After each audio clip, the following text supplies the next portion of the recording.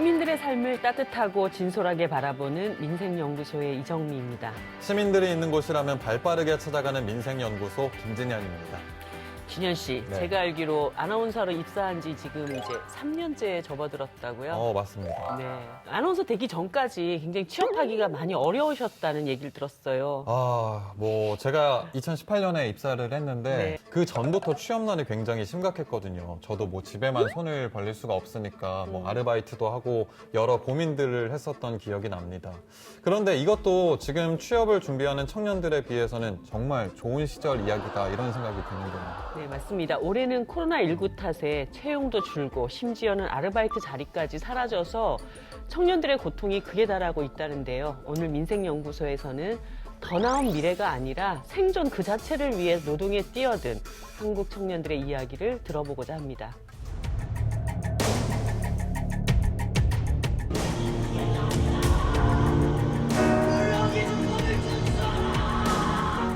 20대 청년 노동자가 파쇄기에 몸이 끼어 공사 숨졌습니다. 장비에 깔려 숨졌습니다. 용접을 하던 20대 근로자가 질식해 숨지는 일이 발생했습니다.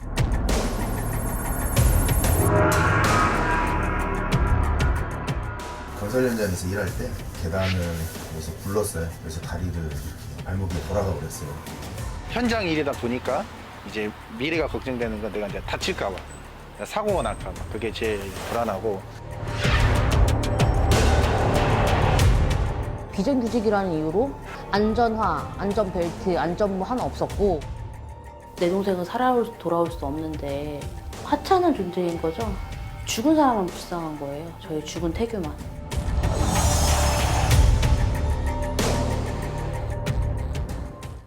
오늘 도움 말씀 주시기 위해서 청년정책조정위원회 이승윤 부위원장님 그리고 청년유니온 정보영 정책팀장님 나오셨습니다. 안녕하십니까? 안녕하세요. 안녕하세요. 네, 저는 이 생존 노동이란 말이 정말 무서운 것 같아요. 이게 워라밸, 일과 삶의 균형을 잡자 이게 가장 중요하게 생각되는 요즘에 이 생존 노동이라 하면 생존, 곧 살아남는다 이런 의미가 아닙니까? 네, 맞습니다. 최근 연달아서 발생하고 있잖아요. 택배 노동자들의 사망 사건을 보면은 이 생존 노동이라는 것이 거의 생계를 위해서 목숨을 걸어야 하는 그런 노동이다. 이렇게 생각이 듭니다. 생존 노동이 무엇인가라고 했을 때 예전처럼 그냥 입에 풀칠하면 정도? 이 정도가 사실은 생존 노동이 아니거든요. 그동안 노동시장에 진입하기 전까지 사적으로 투자한 여러 비용, 부채, 그 다음에 앞날에 대한 막막함, 불확실성이 너무 크기 때문에 이런 상황에서 이제 진입장벽이 상대적으로 낮다라고 여겨지는 좀 많이 불안정한 규칙이 세워지지 않은 일자리들로 청년들이 많이 지금 들어가고 있는 것이 또 문제가 되고 있는 것 같습니다. 이렇게 된 이유가 뭘까요, 팀장님? 이 문제를 볼 때 청년 내부의 이질성에 대해서 이야기하지 않을 수가 없는데요. 코로나19로 인해서 일자리가 없고 실업을 하고 이런 청년들이 굉장히 많은 건 사실이지만 누군가는 가족이나 어디에 기댈 수가 있어서 좀 더 좋은 조건들을 갖추는 시간으로 활용할 수 있는 반면에 또 어떤 사람들은 당장의 생계를 위해서 또 오히려 내가 누군가를 부양해야 할 의무가 있기 때문에 당장 일할 수 있는 일자리로 가다 보니까 더 이렇게 안전하지 못한 곳까지 일을 하러 가는 것 같습니다. 실제로 최근 구인구직 포털 사이트에서 조사를 한 결과에 따르면 20, 30대 구직자 중에 70% 이상이 비정규직이라도 노동 조건에 상관없이 일을 하고 싶다, 시작하고 싶다 이렇게 응답하기도 했었습니다. 무엇이든 아무튼 일만 할 수 네. 있다면 그냥 만족해야 하는 현실, 청년 택배 노동자들의 죽음이 한바탕 우리 사회를 휩쓴 지금도 여전히 일터로 나서는 수많은 청년 택배 노동자들이 그 현실을 대변하고 있습니다.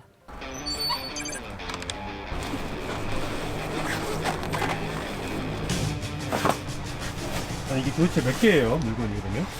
요거 다 해서 290개 정도?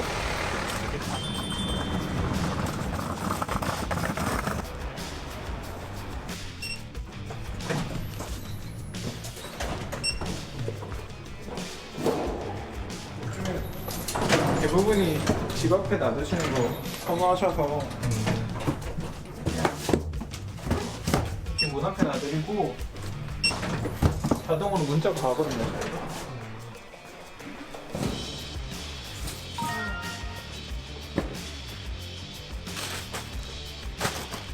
좀 돈 되는 일을 하고 싶어가지고 찾다가 이게 돈 잘 번다는 그런 허위 광고 거기에 속아가지고 들어왔죠. 그때는 돈 안 됐거든요. 지금 이게 돈 된 지 얼마 안 됐어요. 이게 한 4년 전 정도부터 제가 수입이 갑자기 쭉쭉 올라가게 된 거지.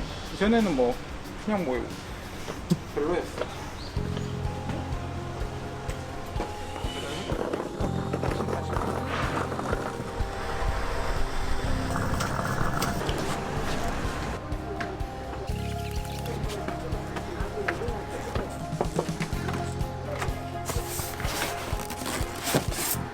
네, 고객님. 일단은 제가 다시 한 번 더 확인을 하고 연락드릴게요. 김치라고 돼 있는데 맞으세요? 아이스박스 그러면? 무슨 문제가 있나요? 문 앞에 있는데 집에 계시면서 안내 보시고 그냥 안 왔다고 하신 거예요. 지금 방금 나왔는데 있으시대요. 아, 김치? 네, 시대 빨리 갈게요. 네. 후배 전화 많이 올 때는 얼마나 와요? 해본 적은 없는데 많이 오면 한 30통은 오지 않을까요? 전화 벨만 울려도 짜증이 나죠. 바쁜데 속으로 뭐 간다 가 뭐 이렇게 생각을 해요.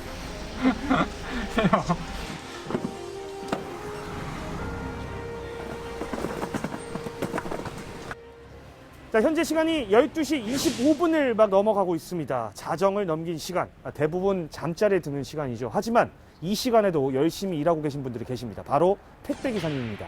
제가 오늘은 그 택배기사님 한 분을 좀 만나서 여러 가지 좀 이야기를 들어볼 텐데요. 지금 저분인 것 같아요. 일단 가보겠습니다. 가시죠. 안녕하세요. 안녕하세요. 아, 예. 그 물류를 받으러 가야 되거든요. 예. 그래서 지금 바로 가셔야 될 것 같아요. 알겠습니다. 시간이 없으니까 그러면 저기 빨리 타시죠. 네, 타시죠. 남들이 잠자는 시간에 이분들의 업무가 시작되는 거잖아요.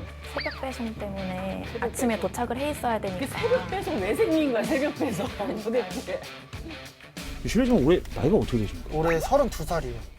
저랑 친구예요. 아, 네. 네. 저랑 동갑이에요. 그러면 지금 12시 반 이때 시작을 해서 몇 시까지 보통 하시는 거예요? 개인 역량에 따라서 좀 배송 시간이 좀 다르긴 한데 네. 저 같은 경우는 한 6시에서 6시 30분 전에 끝나요. 네, 그래서 한 4시간 정도? 건강이 좀 해치지 않을까. 지금 저희 나이대가 먹고 살기도 힘들고 저는 더군다나 내년에 결혼까지 생각을 하고 있는데 그러시구나. 네. 그래도 저는 이거에 되게 감사하게 생각하고 있어요. 남들 지금 일 못하는 사람들도 태반이고 일하면서 건강을 챙길 수 있는 수단이기도 하거든요. 어떻게 네. 보면은.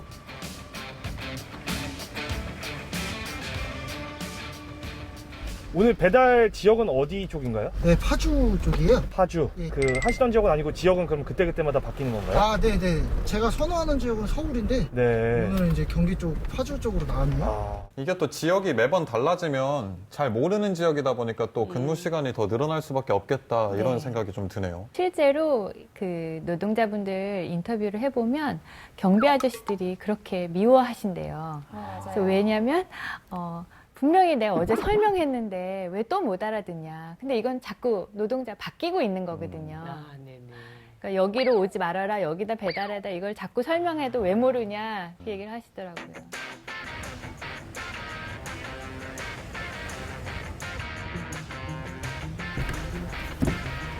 자, 파주 운정 신도시 첫 번째 배달 장소 도착했습니다. 여기는 몇 집이에요? 여기는 한 집이에요. 한 집이요? 저 주세요. 제가. 네. 예.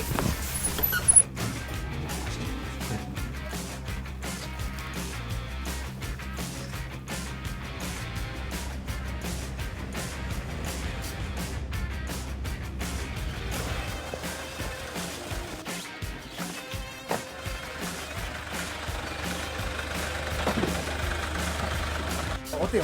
이거 많이 시키지 말라고 지금. 자, 빨리 갑시다. 다음 집으로. 배는 안 고프세요? 배도 너무 고파요. 그래요? 네. 그러면은 여기 조심. 이거 초코바 같은 거 있는데 이거 하나 야. 드세요? 주세요. 예. 이거 하나 드세요. 저도 가끔 이게 배고프면은 네. 차에서 이제 끼니 때울 수가 없으니까 그냥 이렇게만 드시는 거구나. 네네네. 여기 지금 에너지바 먹고 있는 거거든요. 와, 이게 진짜 이게 뭐라고. 아니, 제대로 된 휴식 시간이나 식사 시간 없이 저렇게 새벽 온종일을 돌아다니셔야 되는 거잖아요, 지금. 네, 시간이 아니라 물류의 개수로 돈을 받기 때문에 쉬면 그만큼 손해인 거죠. 자, 선배님 이번에는 제가 혼자 한번 해보겠습니다. 예, 그렇게 하시죠. 네, 9번째. 네. 9번째. 네.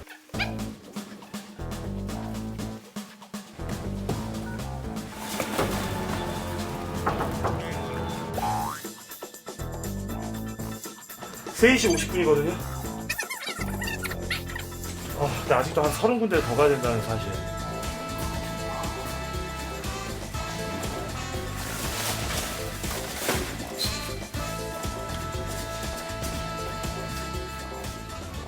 진짜 앞으로는 늦게 온다고 절대 뭐라 하지 마시고 따뜻한 말 한마디 건네주셨으면 좋겠어요. 그래요. 어쨌든 성공! 빨리 다음 주 갑시다.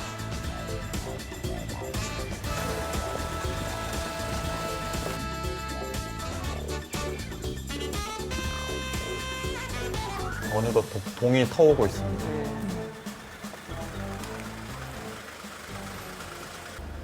현재 시간이 오전 6시 41분입니다. 실화냐?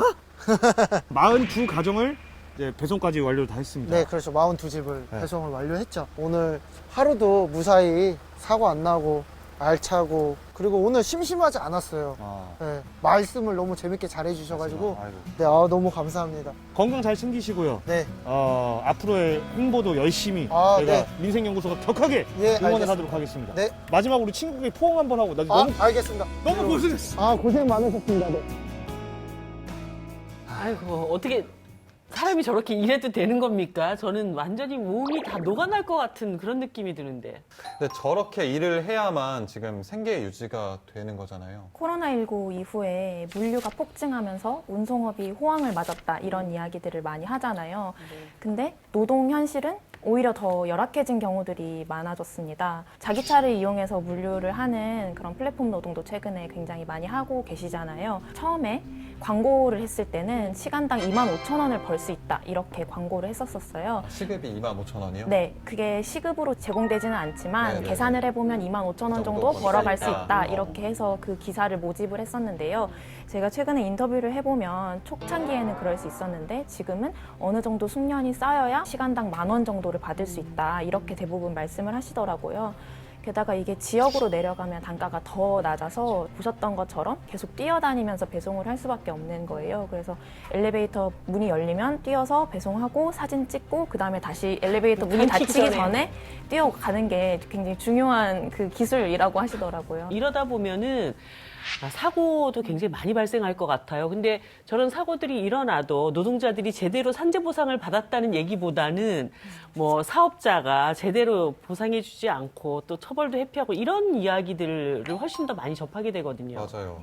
핵심적인 문제는 모호한 고용관계에 있으신 노동자분들이 증가하고 있다는 것 같아요. 특수고용 노동자로 분류되는 것뿐만이 아니라 임금 근로자의 상황이지만 일일 노동자의 형태로 매일매일 갱신되는 상황이라든지 산재보험의 경우에는 내 사업장에서 사고 난 것이 맞냐, 이게 내 책임이냐 이렇게 사업주가 발뺌할 수 있는 여지들이 너무 많은 거거든요. 그렇다면 본사와 직접 계약을 맺고 또 보험에 가입한 근로자들은 확실히 지금 좀 법적으로 보상을 받고 있는 건가요?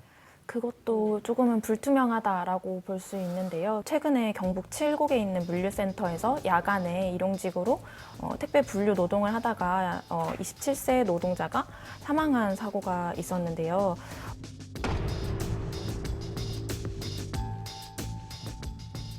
대책위원회에서는 이 고인이 기존에 지병을 가지고 있었던 게 없었기 때문에 노동으로 인한 과로사다 이렇게 주장을 하고 있는데 반면에 이제 업체에서는 고인의 노동 시간이 평균 44시간 정도다. 그래서 과로사라고 보기 어렵다. 법적으로는 평균 주당 60시간 이상이어야 한다. 이렇게 주장을 하고 있습니다. 주당 60시간 초과 근무 같은 경우에는 별다른 조건 없이 산재 인정을 받을 수 있는 기준이기 때문에 60시간 이내여도 이게 직무와 연관성이 있다, 스트레스가 강했다 이렇게 되면 산재 인정을 받을 여지가 있지만 그것도 굉장히 모호한 영역에 있기 때문에 좀 어렵다고 볼 수 있습니다. 59.5시간 어떻게 돼요? 59.5시간. 그런 경우가 굉장히 애매한 거죠. 네. 그런 식으로 맞춰서 일을 시킬 수도 있는 네. 것이. 이렇게 야간 근무를 해보시는 분들은 다 느끼시겠지만 근무하고 돌아오면은 제대로 잠 못 잡니다. 건강상에도 굉장히 치명상을 입을 거라고 보거든요. 특히 택배 노동자들 이렇게 밤에 새벽에 일을 하다 보면은 특별한 관리가 필요한 것 같아요. 경북 칠곡 물류센터에서 일하시다가 돌아가신 분의 유가족분들을 바로 뵙고 왔었어요. 근데 네. 거기 어머님, 아버님께서도 믿겨지지 않는다라고 말씀하신 게 어떻게 사고가 딱 나서 추락해서 사고 나는 것과 달리 생체의 리듬이 서서히 변한다거나 서서히 알지 못하는 방식으로 건강이 해할 수 있는 것 같아요. 아들이 분명히 건강하고 태권도도 유단자였고 이랬는데 점점 살이 빠지더니 목욕탕에서 갑자기 그런 일이 일어났던 거거든요. 이 위험성 때문에 교대제를 도입한다거나 반드시 어떤 업종에 한해서만 어느 정도 가능하게 한다거나 아니면은 10시간을 일하면은 그 다음 12시간은 꼭 쉬게 한다거나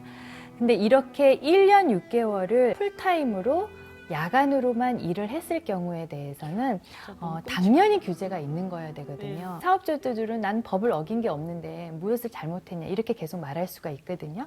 그래서 여기에 대한 경각심을 우리 사회가 그다음에 정부도 기업주들도 가져야 한다고 생각을 합니다. 저녁에 시켜서 다음날 새벽에 받는다 이런 뭐 새벽 배송 업체들이 굉장히 많이 생겨나고 광고 있잖아요. 엄청나게 하잖아요. 그러니까요. 네, 새벽 배송. 마트와 작별하고 새벽 배송. 새벽 배송은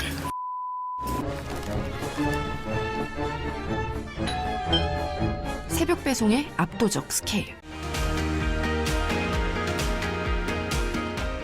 이런 업체들이 생김으로써 택배 노동자들은 지금 어떻게 노동 환경이 변해가고 있는지가 좀 궁금하거든요. 아나운서님도 생각해 보시면 3, 4년 전만 하더라도 새벽 배송이란 개념이 잘 없었거든요. 네. 사실 시작한 모 회사가 처음에 이걸 시작하려고 할 때 배송 업체를 찾기가 쉽지가 않았어요. 새벽에 누가 그렇게 일하겠냐, 노동자들이 누가 그렇게 일을 하겠냐. 그래서 자체적으로 이런 운송 업체를 만들었어요. 그래서 시작을 하다 보니까 소비자들이 편안해? 여기는 이렇게 새벽에 하니까 갖다 준대. 그렇죠. 그렇게 되니까 이제 다른 기업들도 마구 뛰어들기 시작을 하는 거예요. 마구 뛰어들면서 더 빠르게 장보기만 새벽에 되는 것도 아니고 얼마 전에 보니까 세탁도 밤에 걸어두면 아침에 갖다 주신다고 그러더라고요. 아마 세차도 밤에 파킹 해놓으면은 아침에 다 될 거라.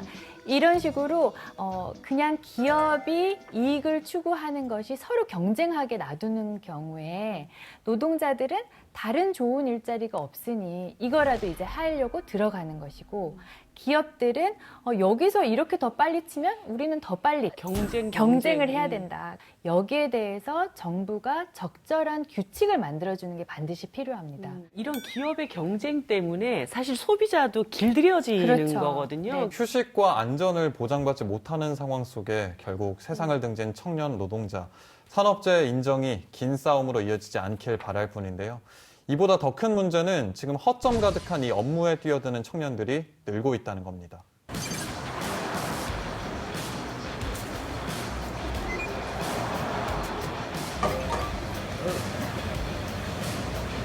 일반 관광 버스가 버스를 아니고 타고, 네.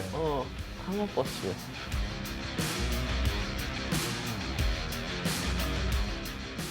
관광버스를 타고 이제 물류센터로 출근하는 요즘. 건가 봐요.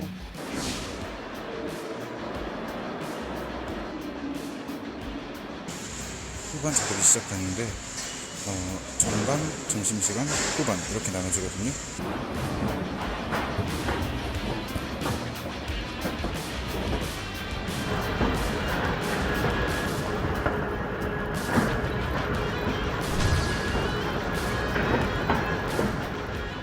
혹시 나이가 어떻게 되세요? 28이요. 혹시 얼마나 되셨어요, 일하신 지? 지금 일한 지 1년 6개월 정도 됐어요. 1년 6개월. 근데 제가 사업하면서 하는 거라서 틈틈이에요. 네. 일주일에 5일 정도 나가긴 하는데. 저런 경우가 투자. 굉장히 많아요. 네. 엔잡러라는 말이 네. 새로 생겼죠. 네. 엔잡러. 정말 네. 닥치는 대로 일하는 그쵸, 거군요. 닥치는 대로. 맞습니다. 네. 힘들지 않으세요? 그냥 할만하죠. 네. 처음에는 되게 하루 일하고 안 나오고 그랬었어요. 근데 아파서. 제 할아버지 할머니 모시고 살거든요. 그러다 보니까 이제 어떻게 하게 되더라고요. 책임감이 좀 지게 되다 보니까. 집에 가장이시다 보니까. 네. 옳죠. 어떻게 시작하시게 되셨어요? 하던 일 안 돼가지고 코로나 때문에 그래가지고 예. 힘들지 않으신지? 힘들죠. 일덩거리 하니까. 그죠, 먹고 살아야죠. 지금 이렇게 하지 않으면 미래 뭐 1년 뒤에 2년 뒤가 예측이 불가능하기 때문에 속된 말로 물 들어왔을 때 얼른 막 해야 된다. 이런 인식들이 많이 있는 것 같아요. 되게 어려 보이시는데 아, 네. 나이가 어떻게 되세요? 저 21살이요. 21살? 네. 언제부터 일 하셨어요? 아, 저 오늘 처음. 오늘 처음? 네. 어떻게 알고 오시게 됐어요? 그냥 알바 천국 그냥 이런 공고 보고 연락 드려가지고 여기 지금 기다리고 있는 거예요. 긴장되긴 하지만 그래도 뭐 돈 벌려면 해야죠.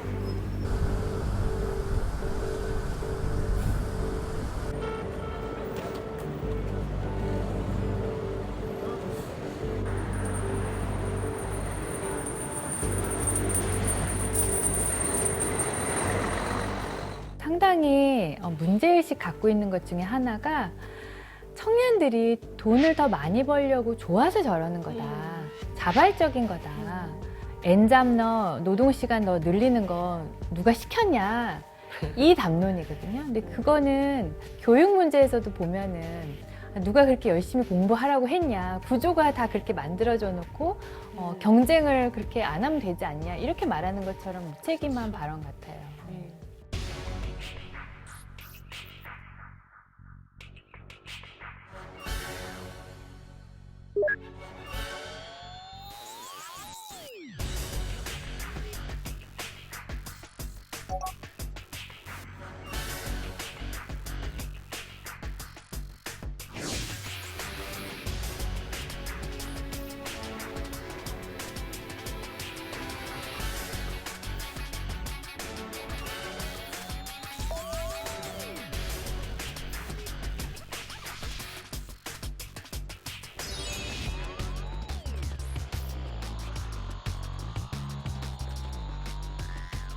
처음에 입사하시게 되면 우선은 기본 물량을 다 하셔야지만 그 기본 급을 받을 수 있어요. 그래서 첫 달에 들어오시면은 우선은 익숙하지 않기 때문에 빠르진 않을 거 아니에요. 네네. 그래서 우선은 기본 물량에 충실하시다가 한 달 지나고 나면요 받아가는 금액이 틀려져요. 왜냐면 이제 기본 물량 치고 이제 추가적으로 더 물건을 받고 싶으면 테스트를 한번 할 거예요.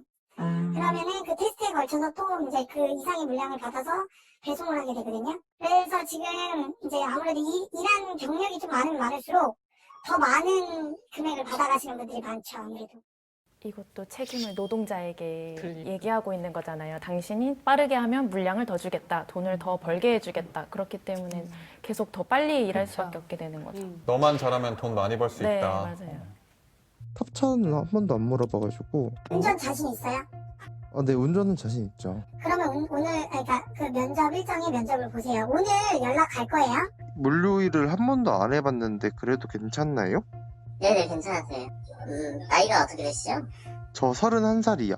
일단 하시는 업무가 네. 그 입출한 업무 위주로 많이 하실 거고요. 그리고 중간중간 피킹 업무도 하실 거예요. 그리고 급여 지급일은 이제 다음날 일하시고 나서 다음날 급여 지급되신다고 생각하시면 되세요. 이것도 다음날 바로 받을 수 있다는 점에서 많이 땡기죠. 하는 거예요. 네, 당장 돈이 특히 급할 당장의 때는. 소득이 필요한 경우에는 좀 부족하더라도 내일 받을 수 있네? 이러면서 하게 되는 경우가 많습니다. 이력서는 여기 있으니까 그냥 오시면 될 것 같은데. 저희가 아무래도 잔업을 할 수도 있어요. 야근 같은 거.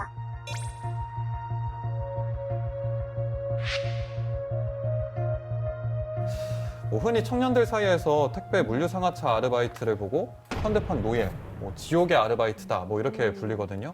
그만큼 노동 강도가 엄청나지 않습니까? 컨베이어 벨트가 끊임없이 계속 움직이고 물품이 들어오고 그거를 계속 쳐낸다고 표현을 하거든요. 잠깐 내가 쉬려고 서면 그대로 박스들이 밀려서 계속 오니까. 부딪히고 쌓이게 되는 거예요. 그게 압박으로 작용할 수밖에 없겠죠. 그리고 이 센터 안에서도 노동 통제가 굉장히 강력하게 되고 있어요. 그 독한 마음을 품고 갔는데 너무 힘들어서 도저히 안 되겠더라 해가지고 그냥 갑자기 탈출을 하는 거예요. 또 이렇게 되면은 업체에서는 원래는 법적으로는 일한 시간만큼은 그래도 돈을 줘야 되는데 업체에서는 근무지 이탈을 이유로 임금 지급을 취소하는. 근데 아까 저 사당역에 2시간에 20대면 한 대 50명 잡으면 한 1000여 명 정도가 지금 물류센터로 지옥같이 일하는 곳 속으로 빨려 들어가고 있는 거잖아요. 이런 현상은 근본적으로 취업난 아니겠습니까? 사실 임금 근로자도 아닌 것 같고 자영업도 아닌 것 같은 나의 정체성이 무엇인가 규명이 안 되는 사람들. 새롭게 나오는 말들이 이제 프리랜서라든가 모호한 고용관계라든가 이런 식으로 우리가 정의해 보려고 하는데 계속해서 형태가 새롭게 나오고 있는 그렇죠. 거죠. 여기에 더해서 문제점으로 지금 지적될 수 있는 게 한국의 청년 실업률이 다른 국가들에 비해서 그렇게 높지가 않아요. 그래서 청년 노동시장 문제 우리나라 그렇게 나쁘지 않은 게 아닌가? 이렇게 얘기를 할 수가 있는데 사실은 취준생인데 이렇게 잠깐씩 일을 하는 청년이라든가 실업은 아니지만은 노동 시간이 상당히 짧아서 취업자로 들어가 있는 청년이라든가 가려져 있는 청년 불안정 노동자들이 상당한 규모로 있다는 것이 우리나라의 노동시장 현실이 된 거죠. 최근 나온 통계를 보면요. 만 15세에서 29세 청년이 단순 노무직에 종사하는 경우가 28만 4천 명이라고 나오고 있는데요. 이게 2년 전에 비하면 약 3만여 명 정도 늘어난 수치라고 합니다. 아까도 전화 한 통 하니까 경험 없는데 바로 내일 나오세요 하는 것처럼 이 단순 노무직이 늘어나는 이유가 진입장벽 자체가 너무 낮고 들어갔다가 나왔다가 이렇게 되고 있기 때문인 것 같은데요. 인터뷰하면서도 이 관리자분 인터뷰할 때 조금 당황했던 것이 본인의 노동자라고 얘기하지 않고 이런 택배 노동자분들을 자신의 고객이라고 말을 해요. 그래서 여기에 어떻게든 빨리 누구든 더 여기에 뛰어들기를 기업주들은 원해 자신의 고객이라고 말해요. 일자리를 판매하고 있군요. 그래서 고용에 책임을 지는 게 아니라 이 시장을 더 많이 점유하기 위해서 계속해서 경쟁하고 있는 상황이거든요. 빨리 지금 바로 일하세요. 가능합니다. 내일 당장 돈을 줄게요. 이렇게 하는 거죠. 이런 경우에는 일자리의 환경이 개선되기가 되게 어려워요. 계속 쓰고 버리기 때문에 또 많이 들어오고. 그렇죠. 여기에 문제의식을 가지고서 연대해서 갈아엎자, 이렇게 뒤집어 엎자, 이렇게 할 수 있는 연대가 이루어지지가 않는 거예요. 취직은 깜깜하고 생계는 막막하고 단순 노동에 몰려드는 청년들을 위해서 사회 안전망이 절실한 때인데요. 사실 물류업의 문제만은 아닙니다. 산업재해의 무방비 상태로 노출돼 있는 또 다른 청년들을 만나봤습니다.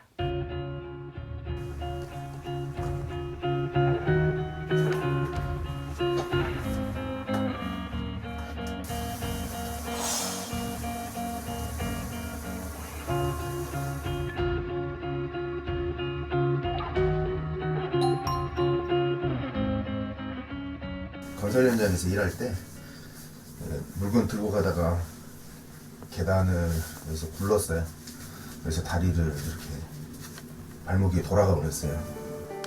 근데 저 발목 보호대로 그냥 다녀도 괜찮은 거예요? 발목이 돌아가는데? 치료가 완전히 되지도 않은 상태에서 계속 일을 나가시는 것 같아요.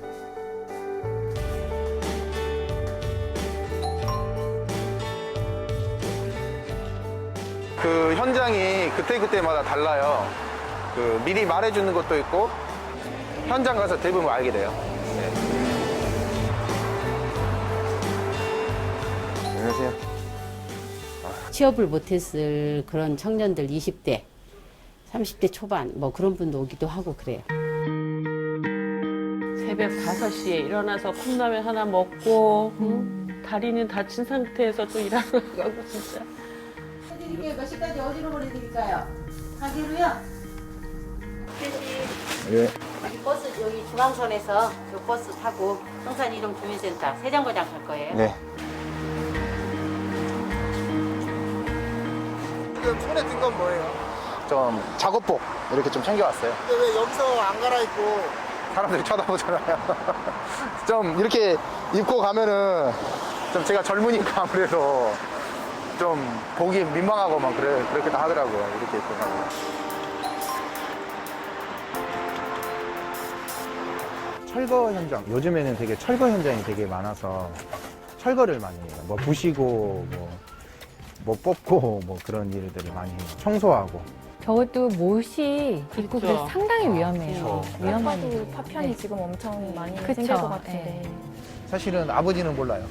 사실 어머니는 안 계시는데 아버지는 모르고 그냥 일반 그냥 회사 다니고 있는 줄 알아요. 저희 아버지도 이쪽 건설 쪽에서 일을 오래 하셨거든요. 많이 사고도 나고 다치고 그래서 아마 제가 건설 쪽에 일한다고 하면은 많이 좀 마음이 아파하지 않을까라고 해서 저는 아직까지 말 안 했어요. 고생 많으셨어요. 아, 감사합니다. 오늘 하루 15만 원 벌었어요. 10%를 떼서 이제 소장님한테 보내주고 15,000원 보내주고 제가 이제 실제로 가져가는 돈은 13만 5천 원을 가져가게 되죠. 많다면 많을 수도 있고 적다면 적을 수도 있는데 제가 뭐 대출금 갚고 또 아버지한테 또 이렇게 보내드리고 여러 가지 월세 내고 또 식비 또 차비 이런 거 제하면요 이게 사실은 그렇게 많이 남지는 않는 것 같아요. 제가 봤을 때. 해 뜨지 않은 시간에 시작을 해가지고 또 그러니까. 해가 지고 나서 이 영상이 나오는 거잖아요. 그래서 저는 시간이 안 흐른 줄 알았어요. 대부분이 이런 대기업 있잖아요. 뭐 삼성이라든가 뭐 대우건설 뭐 이런 쪽에 더 이게 안전해라고 하면 그게 더 최적화돼 있고 그렇지 않은 소규모 이런 건설 현장 같은 경우는 좀 약간 항상 좀 위험하긴 한 것 같아요. 대리석을 나르다가 밑에 그 계단을 보지 않고 계단에 있는 어떤 돌을 보지 않고 가다가 거기서 넘어졌어요. 그래서 다리를 이렇게 왼쪽 발목을 이렇게 그때 다쳤거든요. 조그만 현장 같은 경우에는 그때 이제 산재라기보다는 이제 소정의 어떤 돈을 주고 그때 이제 치료비로 하라고. 이제 등에 돌 지고 가다가 등에 들고 있는데 그대로 반 쪼가리가 난 거예요. 발을 이렇게 찍혔거든요. 그래서 거기서 이제 이틀치를 주셨어요. 거기 그 반장님께서.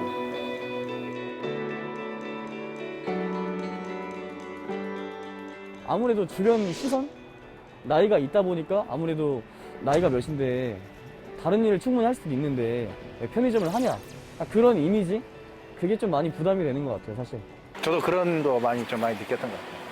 건설 쪽 일용직으로 나가면서 아니 기술을 배우거나 회사 취직을 하지 왜 이렇게 젊은 나이에 이렇게 인력을 낭비하냐. 제 스스로 이제 이게 적응에 대해서 항상 준비를 해와요. 오늘 대학생에서 오늘 대학생, 내일은 뭐 취중생 이런 컨셉으로 저희 스스로 바꾸는 것 같아요. 괜히 이제 제 스스로가 부끄러운 거죠. 대인기피증이 걸리는 거예요. 네. 설마 이렇게 사람 많이 모이는 자리에서 이제 직업 같은 거 물어보잖아요. 그러면 이제 속으로 식은땀 흐르는 거죠.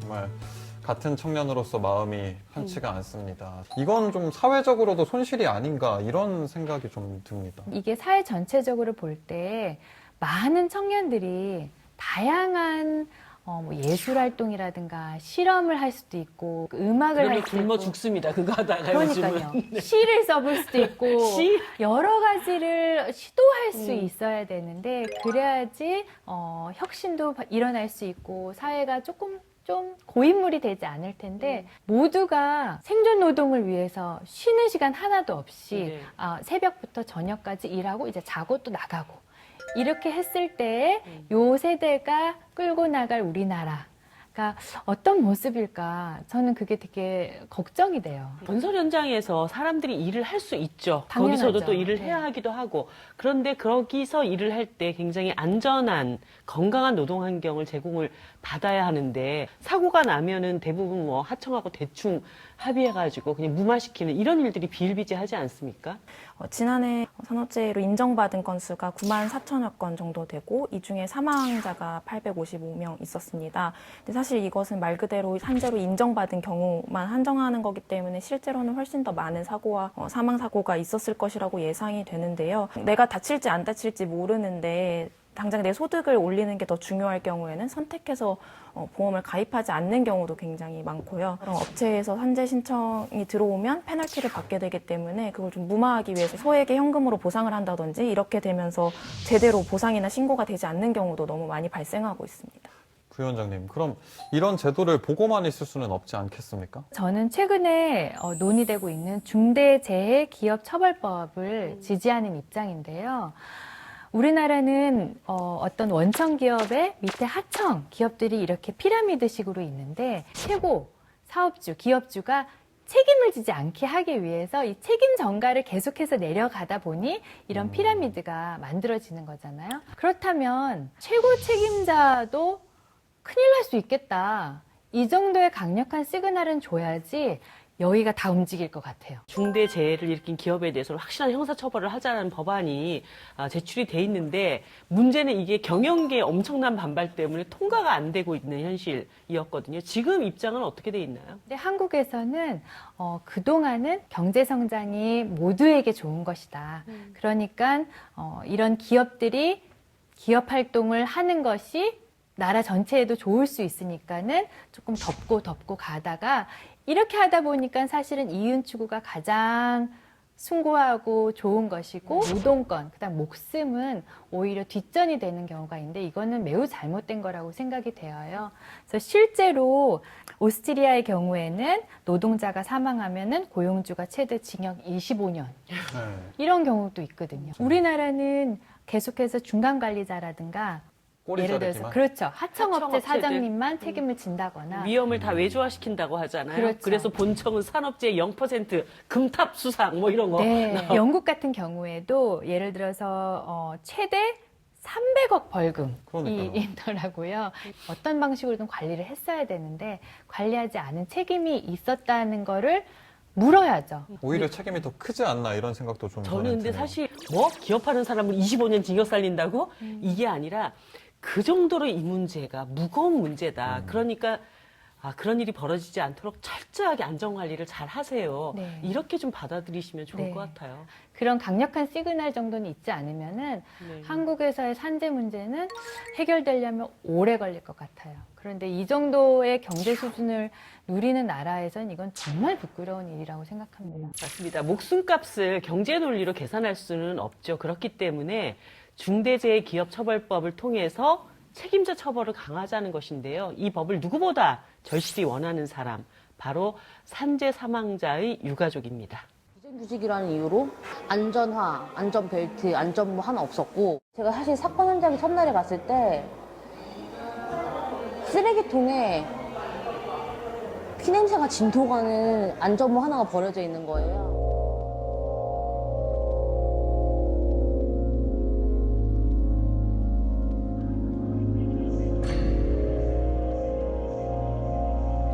작년 4월 10일이었고요.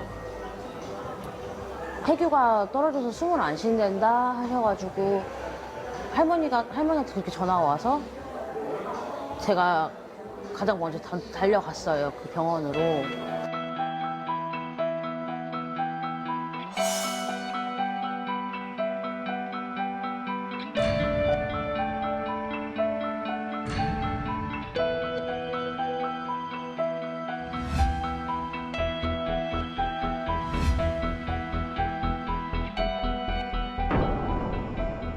이제 내려가는 걸 기다리다가 혼자 구석에 있다가 뚝 떨어졌다라고 얘기를 했고 목격자들 진술이 다 달라요. 처음에는 술을 먹고 추락했다 이런 얘기까지도 했다고 하더라고요. 회사 쪽에서 책임을 모면하려고. 관계자들한테 안전모 어딨냐고 물으니까 모르겠대요. 쓰고는 있었냐고 하니까 모르겠다는 거예요. 안전화는 그럼 왜 안전화는 없나 하니까 원래 일용직한테는 안전화를 주지 않는다는 거예요. 며칠하고 그만둬야 될지 몰라가지고 주지를 않는데요. 안전화 지급의 의무가 없대요. 안전띠조차.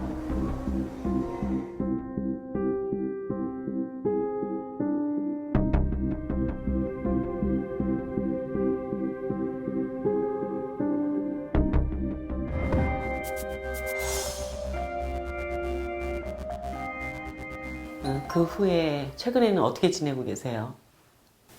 저는 그때랑 달라진 거 없이 지내고 있고요.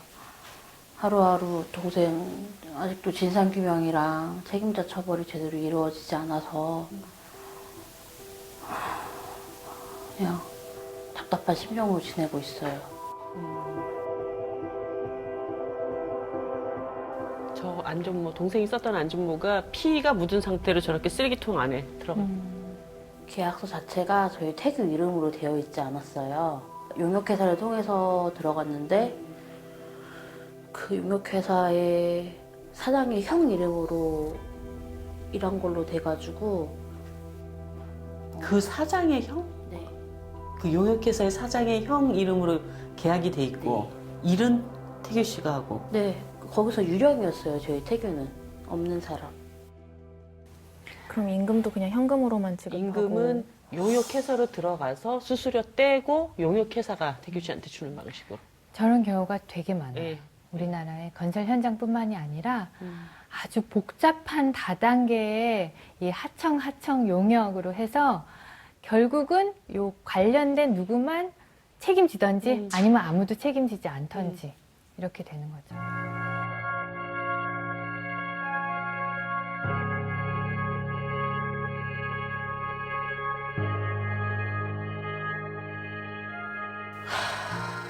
저희 태규가 이제 1심 2차 공판을 진행을 했는데 이제 원청은 아예 꼬리 자르기로 아예 원청은 들어가지도 않았고 이제 하청업체 법인이 벌금 700만 원에 그리고 엘리베이터 업체 벌금 500만 원 현장 소장이 징역 1년 선고받았고 현장 차장이 징역 10개월 검사님이랑 사측이 서로 항소를 한 거예요.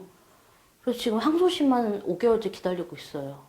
판사님께 여쭤보고 싶은 게 판사님이 그랬어요. 재판장에서. 비일비재한 건설 현장 추락 사고다 이거는. 전 그 소리를 직접 들었어요. 근데 왜 이 비일비재한 추락 사고가 안 바뀔까? 진정 바꿔줘야 하는 사람들이 눈 감고 귀 닫고 있는 건 아닌가 이런 생각이 드는 거예요. 자제하는 곳이 없습니다. 우리는 오늘 이 자리에 공권력의 무관심에 맞서 사건 직후 심장이 타는 고통 속에 현장을 조사하던 그 일과 작년 4월 10일 태교가 수원 건설 현장에서 추락사고 1년이 흘렀습니다. 곧 기일이 다가오지만 여전히 아무것도 밝혀진 건 없고 책임자 진상규명이 이루어지지 않았습니다. 지금 우리 태교의 한 명의 사건으로 싸우고 있는 것이 아닙니다. 점이 이어져 선이 되고 선들이 면이 되듯 많은 상대 사망, 청년 비정규직 노동자들과 가족들이 법과 제도 자체를 바꿔낼 수 있도록 제 나름의 사명을 갖고 길게 싸워나갈 것입니다. 세상 외투 내 가슴 파괴기 어떻게 하지 이거? 아유. 팀장님 영상 어떻게 보셨나요? 빈번하게 발생하기 때문에 아무 일도 아닌 것이 아니라 빈번하게 발생하기 때문에 빨리 조치가 취해져야 되는 것 아닌가 하는 생각이 듭니다. 유가족분들은 더 나은 제도 개선을 위해서 이렇게 싸우고 계시는데 외로운 싸움인 경우가 되게 많은 것 같아요. 그게 더 마음이 많이 아프죠. 안전화 하나도 안전띠 하나도 지급받지 못한 현장에서 허망하게 세상을 떠난 청년 김태규 씨 1년 반이 지난 지금까지도 아무것도 달라진 것이 없다는 것이 너무 미안하고 정말 마음이 무겁습니다. 네, 왜 늘 사고가 터진 이후에 또 예방을 논의해야 하는지 정말 답답할 따름인데요. 당장의 생계를 위해 생존 노동에 뛰어드는 청년들이 늘고 있는 지금 이제는 좀 정말로 지체 없이 변화를 해야 될 때가 아닌가 좀 싶습니다. 코로나19 때문에 많은 청년들이 일자리를 잃고 있고 불안정한 조건들, 나쁜 조건들, 안전하지 못한 조건들을 어쩔 수 없이 감내하지는 않아도 되게 더 좋은 일자리로 딛고 갈 수 있도록 그런 제도적인 뒷받침이 좀 필요할 것 같다는 생각이 듭니다. 네, 우리 부위원장님께서도 좀 전해주실 말씀 있을까요? 네. 이런 우리나라의 일터에서 자꾸 발생되는 문제들이 어떤 특정한 집단만의 문제가 아니라는 것을 우리가 다 깨달을 필요가 있는 것 같아요. 근로기준법 밖에 있는 노동자분들, 사회안전망, 사회보험법 밖에 있는 근로자분들을 포괄할 수 있는 방법을 찾아야 되고 하나 가지고는 되지 않으니 장시간 근로하는 것에 대해서도 적절한 규칙이 필요하고 야간 노동에 대해서도 규칙이 필요하고 또 중대재해기업처벌법 같은 이러한 입법 노력도 필요하다고 생각을 합니다. 목숨을 담보로 일하지 않는 일터. 너무 당연한 이 말이죠. 그리고 또 저희가 서두에 언급했던 것처럼 생존 노동이란 말 정말 없어졌으면 좋겠습니다. 참. 오늘 도움 말씀 주신 두 분 감사드립니다. 네, 감사합니다. 2020년 11월 13일, 앞으로 3일 뒤죠. 아름다운 청년 전태일 열사가 세상을 떠난 지 50주기가 되는 날입니다. 우리는 기계가 아니다. 50년 전 비인간적인 노동 환경에 맞서 외쳤던 그의 말을 다시 한번 되새겨봅니다. 민생연구소, 앞으로도 사회적 약자의 시선으로 우리 세상을 바라보겠습니다. 다음 주 화요일 밤 10시 30분에 뵙겠습니다. 고맙습니다.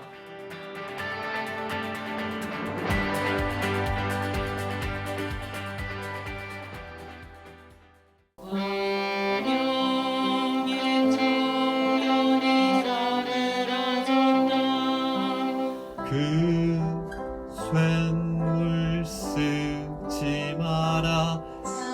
자동차를 만들지도 말 것이며 철근도 만들지 마라. 가로등도 만들지 말 것이며 무사 만들지도 말 것이며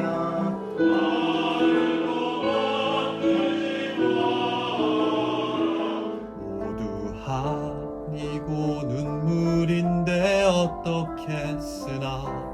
그 샘물 쓰지 말고 맘씨 좋은 조각가 불러.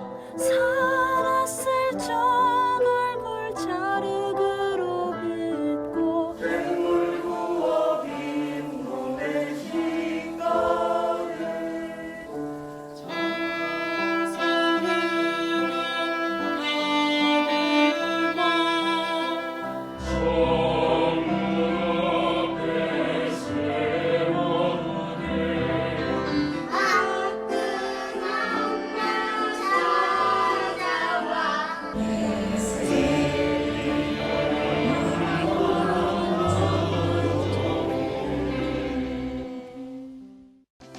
그